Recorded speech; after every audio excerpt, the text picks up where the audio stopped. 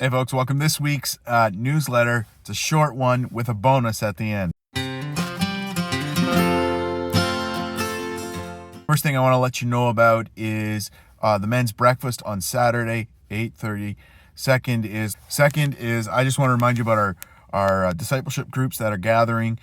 They will, as they start coming into Easter, it's that moment of transition that can happen in about a month, but they're still meeting over the month of April. And if you're interested, reach out to me and I can share a little bit about what goes on in those groups. At the basic core, what they are about is supporting each other, studying scripture. They use a discovery Bible study method. In all of them, the curriculum is scripture. And so they're walking through different parts of the Bible and wrestling through, praying for each other. I'd encourage you to go to one, maybe go to two, and check it out.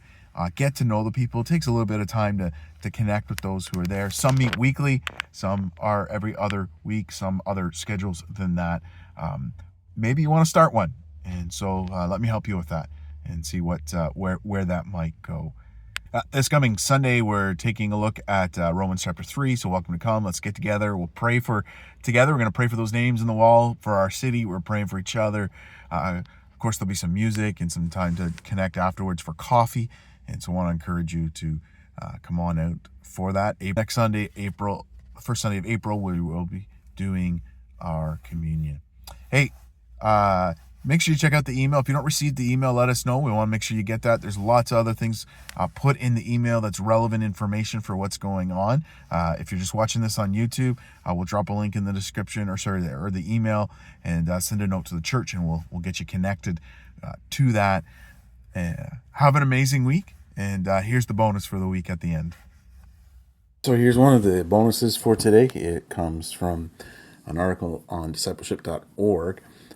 Here's a fourth principle focusing on prayer and fasting. Let me read this for us. In churches across the globe, especially in places like Africa and India and China, radical disciple-making movements are changing entire communities. In North America, we often wonder, why aren't we seeing the same kind of transformation movements? What's missing? One powerful and often overlooked factor is an emphasis on prayer and fasting. Prayer and fasting is not just an ancient practice. When we hear this word fasting, many of us instantly feel a little uncomfortable. In a culture that's full of abundance, and skipping meals to pray can seem extreme or unnecessary. But throughout history, every great spiritual movement, from the early church to modern revivals, has been fueled by prayer and fasting. This isn't a coincidence. It's a divine principle built into how God brings about breakthroughs.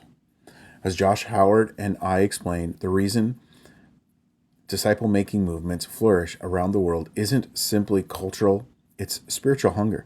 These movements are powered by men and women who spend hours daily in the presence of Jesus.